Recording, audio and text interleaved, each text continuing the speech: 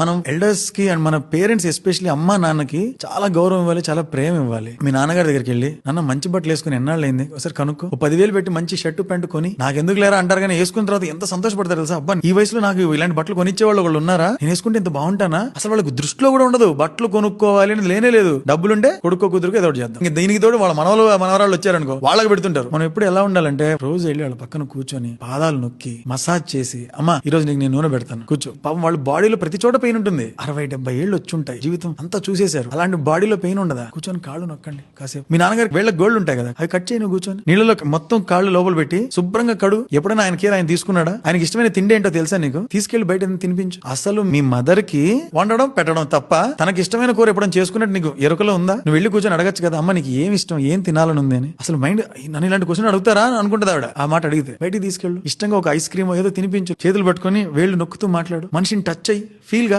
నువ్వు పెద్ద బిజీ లేదు స్వామి, మాకు తెలుసు నువ్వు బిజీ అని. ఫోన్ ఇసిరి కొట్టి పక్కన వెళ్ళి కూర్చో కాసేపు, చెప్పే జాగ్రత్తగా విను. ఇప్పుడు కాకపోతే ఎప్పుడు దొరకదు, భాగ్యం అది. పేరెంట్స్ దగ్గర కూర్చొని వాళ్ళకి సేవ చేయడం అనేది. అందరం పరిగెడుతున్నాం ఏదో పీకుతాం అని. ఆగు, వెనక్రా, కొంచెం వాళ్ళతో మాట్లాడు, వాళ్ళకి ఏం కావాలో తెలుసుకో. It is high time that we give it back to them. ఓసారి మా మదర్ నాకు ఏదో రకరకాల వంటలను వండింది, ఎప్పుడు లేనిది. ఏంటమ్మా ఇన్ని వండేవి ఏంటమ్మా అంటే, ఈ రోజు మదర్స్ డే అంట కదరా అనింది. అంటే మదర్స్ డే అంటే నేను నీకు ఏదైనా ఇవ్వాలమ్మా అంటే, అవునా నాకెందుకు ఇలా అర్థమైంది అని. అది మరి ఎప్పుడెప్పుడు ఇవ్వాలా అనేటట్టే ఉంటారు వాళ్ళు. దాన్ని ఆపి మేమిస్తాం తీసుకోండి అని చెప్పాలి. మనం అర్జెంట్ గా మొదలెట్టాలి. మన సేవింగ్స్ కావచ్చు, మన థాట్స్ కావచ్చు, మన గోల్స్ కావచ్చు, అందులో పేరెంట్స్ ఇంక్లూడ్ చేయాలి. చేసి వాళ్ళకి మాక్సిమం మనం ఏం చేయగలం ఆలోచించి ప్రేమగా పక్క నుండి చెయ్యాలి. That is mandatory.